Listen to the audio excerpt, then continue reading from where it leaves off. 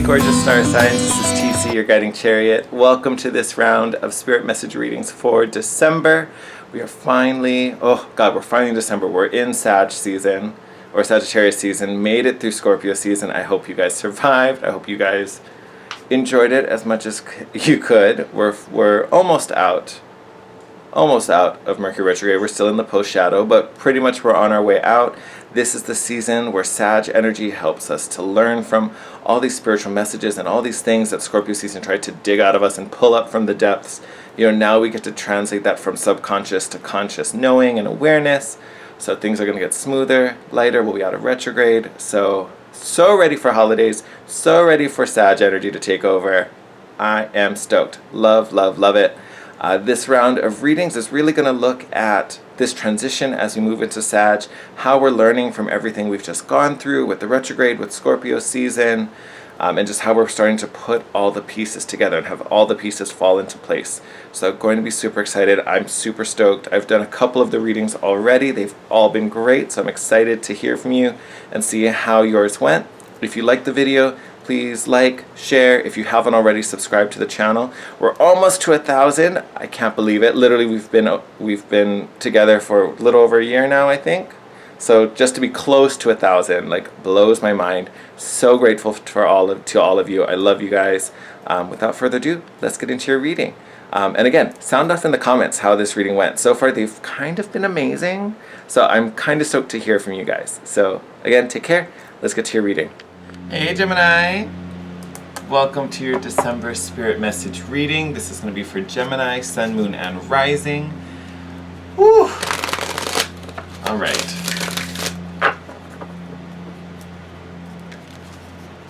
Congratulations Gemini for surviving Scorpio season, for surviving Mercury retrograde. I feel like I just barely made it out of there alive this time. Normally it doesn't bother me, but this one, ooh. This one was exciting. So, I hope I talked about it in the intro. I always film these before I film the intro, so I hope I talked about it, but just in case I don't. Ugh. Oh, what am I doing?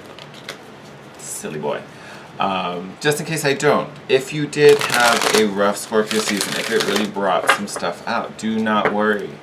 Sag season is where we really start to process all that dark stuff Scorpio season brought up. It's also the time where we, really gain that understanding. Whatever we were supposed to learn, if it's still a little fuzzy, if it's still like, why the hell did I have to think about all of this? Why did I have to go through all of this, whatever. This is the season we figure that out. This is the season that it comes out of the subconscious into the conscious where we can actually do something about it. So I bring that up because a lot of the signs so far, a lot of the signs so far have this kind of that was a really high one, has this common theme of, this common theme of healing or moving on or something like that. It has a lot to do with now stepping into the new, especially with this new understanding. And look, I'm so sorry about the glare. I have my curtains wide open, so I hope you guys can see that. But you guys got the full card. Literally a brand new beginning. This is a fresh start. This is that journey you've been wanting to go on. For those of you looking for a new life, new way to be, this is it. You're taking your first steps. Love this. So honestly, after what I was talking about, no wonder why I needed to talk about it so much for you. Beautiful. And I know the last reading, I think it was the love reading, not the spirit message, but the love reading for you guys. It was rough. You guys had to, a lot of it had to do with making a choice. You gotta do this or you gotta do that. You can't, I think I used the phrase, you can't have your cake and eat it too, right? You're either gonna have it and keep it that way, or you're gonna eat it and it'll be gone, right? You gotta make a choice. Good job, Gemini. Looks like a lot of you did, and now you're starting this new, whatever path you chose. Remember, you could have gone either way. Whichever one brought you the most happiness. You could have eaten it, or you could have saved it. Either way. But it looks like you guys made that choice. Good for you. Oh, you know what? We're gonna take both of those. You guys are lucky. And actually it makes sense, because this might be for the two different paths. Ooh, love that. So you guys got, here, I'll hold them both up. So you guys got Apache Tears and Amethyst. So I will say before I read these guys, ooh, sorry my friend, knocking stuff over here. So you may resonate with both, you may resonate with one. So again, take it as it resonates. If I talk about one card and you're like, that has nothing to do with me, because it probably doesn't. So he says, I'm going to take a little from the book. And it's funny that if you look at their numbers, it's card 4 and card 5. And I've had this deck for months. It has been shuffled and used many times. So for 4 and 5 to come out together, interesting. So Amethyst, to me, this is the stone of the divine feminine. Carries a lot of feminine energy. So opens up that ability for you to be receptive. You know, it is the gentler, more nurturing side of, you know, the human soul, or just the soul in general. But this card also carries energies of like familiarity, definitely unconscious habits kind of get processed, old patterns in need of being released. That kind of energy comes through with Amethyst as well. We talked a little bit about that when I was talking about Scorpio season. So this actually may apply to both of you just because of that energy. But this Amethyst is calling for and asking you to, one, be really conscious of your habits and your behaviors, because some of them are patterns, and patterns that aren't serving you. Whether you think they are not, they are not. They're not getting you any closer or any further along on this journey. And honestly, that's probably why you guys are getting the Fool card, because this path isn't taking you anywhere. So this is why you needed to make a choice and find a path that's actually going to move you forward. Now, Apache Tears, one thing I'll say, anything that's black, obsidian, onyx, anything that's black, always has to do with letting go, releasing, absorbing negativity. So Apache Tears, think tears, it's crying. So we're letting go of grief, sadness, possibly recovering from some past wounds, right? You know, we talked about here, old patterns needing to be released. This could also be releasing pain, and for sure old pain. You know, so this is pain, so instead of having that emotional wound and letting it fester, and we're just kind of keeping it open but not bandaging it up, this is asking to finally let that hurt go so the wound can heal, so we can move forward on this new journey, right? So this is what awaits you, my lovely, lovely friends. So for those of you who have made the choice, great. This is what we may be still kind of going through this. We made the choice, but now we have to let go of, or now we're dealing with the symptoms of that choice, right? So I've chosen this path, which means all these things that don't align with this path are going to start to fall away. You may not want to lose some of those things, but it's time. So for those of you who made the choice, that's what's going on for you. If you haven't made the choice, because I feel like there's some of you that maybe, not that you're not going to start this new journey, but maybe like you're still like, I'm pretty sure I want this one, but do I really want to, but the cake looks so good, can I just taste it, but then I won't eat all of it? No, you got to choose. So some of that still kind of applies if you haven't made the choice. This is probably like the fears and reservations you have for making it, or this is having to face those habits and actually face possibly what you've been doing wrong, if that's possible. No, I'm just kidding. But it's probably facing the things that you don't want to face, things you're afraid of, things you're uncomfortable with. I just realized I didn't turn my fan down, so I hope you've heard all of that. Normally I try to turn it down so there's less noise, so I hope you heard. But yeah, it feels like this is really, for those of you who haven't made the choice, this is about facing the fears, facing the hesitation, and really just, okay, why am I afraid? What is it I don't want to lose? Why don't I want to lose it? Is it really grounded? Is holding on to this tiny thing worth never knowing if I get the big jackpot, right? Okay, Spirit, what messages do we have for Gemini? Ooh. Almost had a flyer.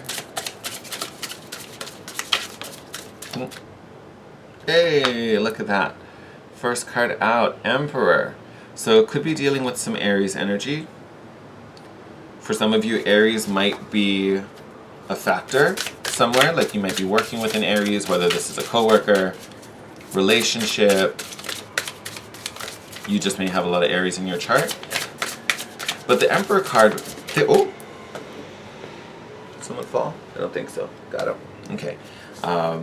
The Aries card in general, all about taking charge, right? He's a leader. He has a kingdom to provide for. He's calling the shots. That's kind of the place where you are in now. Okay, we've got the Six of Cups. So we already know we're talking about the past. What in the past? So interesting. We've got the Knight of Cups and the Queen of Cups both in reverse though. So ignore that bottom half. Which is interesting. These two energies, both emotional, both are cups, Knight of Cups, Queen of Cups. So both having to do with strong emotions, but both of them very reserved. Here, like let me show you the difference. Hold them up again.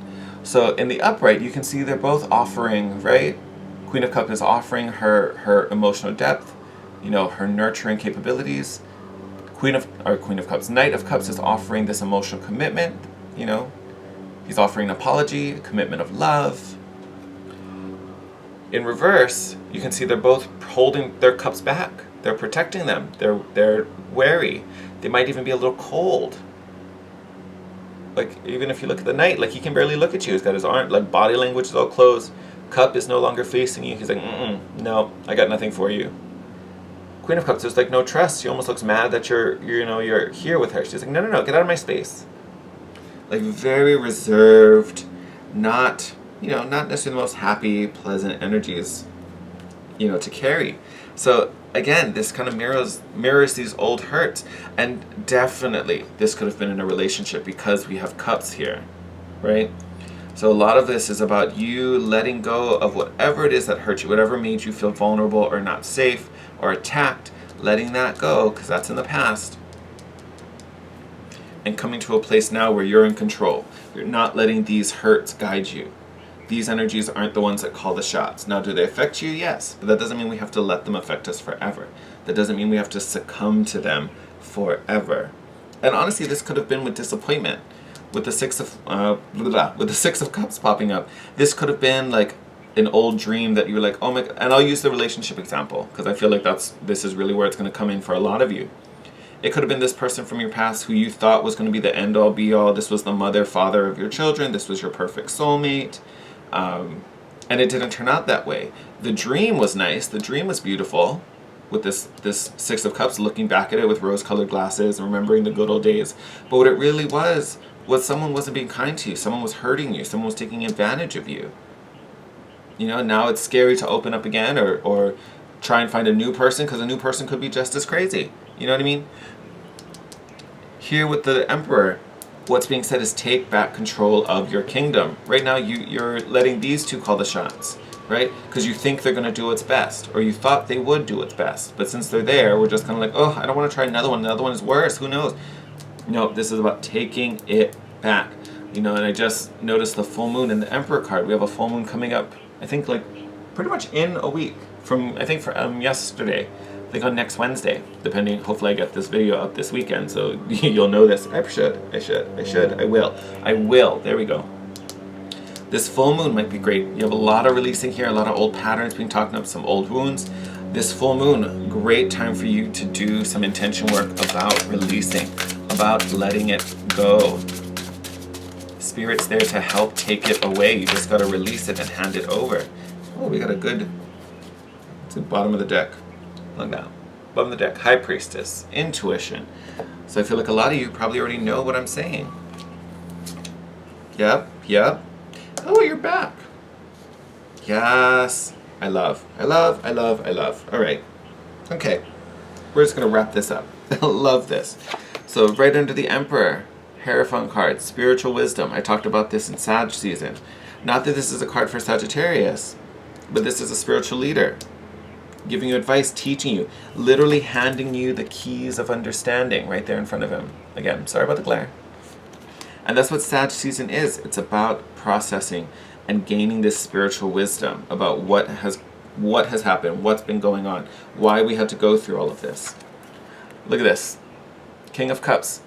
But in the upright, you pretty much have the whole family. Knight, Queen, King. But King is in the upright.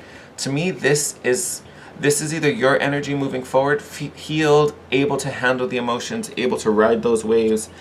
For some of you, I think this is another person, though. And actually, I think for most of you, this is another person. Or at least the offer of a new person. And it's so funny. This is almost turning into a love reading, even though, like, It's not. We're still going to do a love reading, but like, interesting. But I do feel this is another energy moving towards you. May not be coming just yet, but I think this is almost like in prep. Like this person is coming, someone who's not going to treat you like this. They're going to be the king. They're going to be in charge of their emotions. They're going to be gentle with yours. Completely different from this knight and this queen. Totally different. And you know, for some of you, this might have even been you and your partner, because of you know, because this person was cold and wasn't forthright with anything. You became distant and reserved, or maybe because this person was, you know, vice versa. However, someone's coming in completely different. And then underneath the Knight of Cups, you have the Ace of Wands, so desire, passion, motivation. This guy who's coming in, and when I say guy, it's just because it's king, doesn't have to be a male, could be a female. Has passion, desire, willing to take the action, create this new start. You have 2 new start cards here with the Ace of Wands and the Fool. And then you also have the Tower underneath the Queen of Cups. Destruction of the old, destruction of what was not serving you, whether it was these old wounds, whether it was these fears, whether it was this crazy rose-tinted nostalgia, whether it's these, you know, old habits, whether it's this, whatever we suffered through in the past. There's so much here on the table that's like, it feels like it was definitely brought up. You were forced to look at it. Now you're trying to intuit what it all means, right? With this high priestess card at the bottom of the deck, right? Oh my God, look. Underneath High Priestess, Temperance. This is the card for Sagittarius. So even more so this season, going to be on fire to find your 9 of Cups, your emotional contentment. Yes, all of that. I want all of it, and a bag of chips. Like just, oh, love it. And put those guys back. Actually, we're going to wait on those guys. Let's do this first. So, before we go, I want to pull a blessings card. What's going on for the month for you guys? Where is an area that's going to grow or just be super easy and blessed for you? And then we're going to pull a numerology card. For some reason, I have been seeing angel numbers like crazy this past, actually, well, not by now, the past couple weeks. So I wanted to pull a numerology card to give you guys a little number. The meaning may just be relevant. You may see the number over and over again. Just take it how it resonates. You may be surprised. You're right.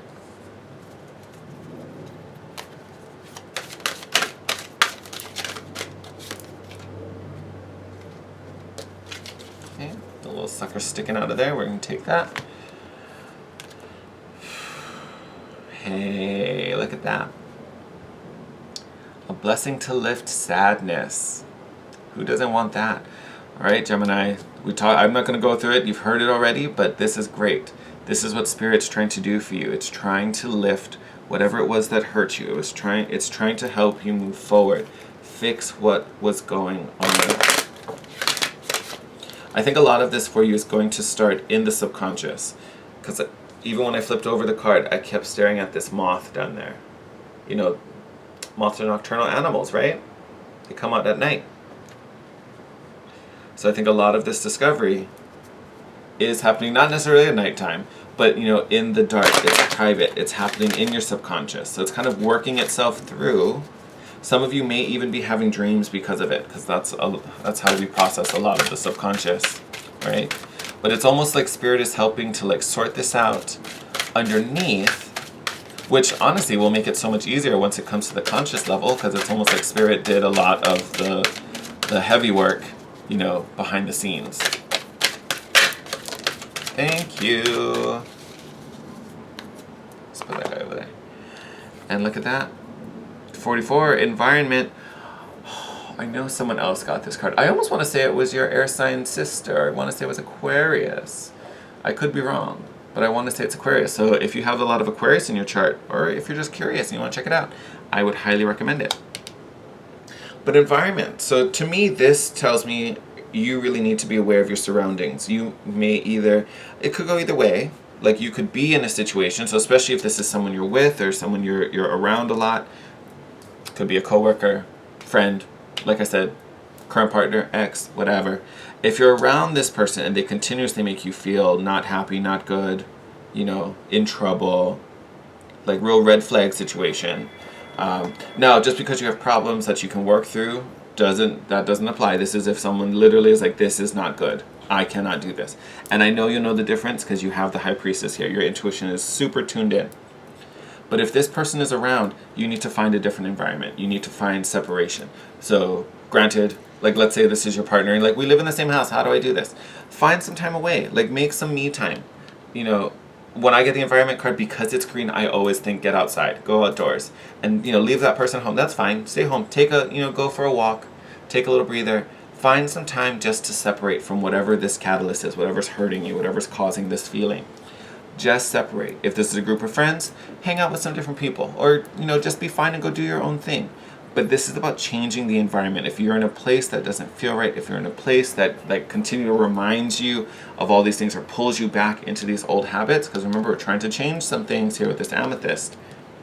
Change the environment, change the surrounding, the situation you're in, and give yourself the best chance. Because if you're, you know, it's almost like trying to lose weight, but you go to lunch every day at a bakery. You know what I mean? Like, never gonna happen. Try a salad bar. Like, that's essentially what this is saying. Not that you have to lose weight, just, you know what I mean?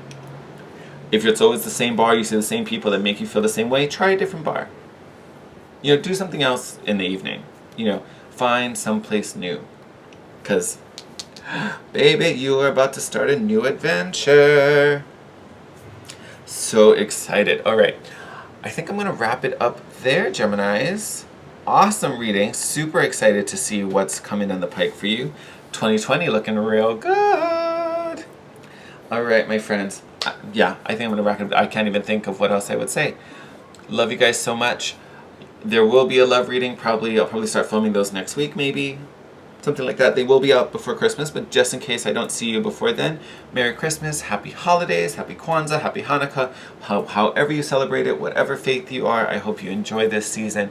Have fun, be blessed, and I'm sending you love. Take care, and I will see you in your next video. Bye.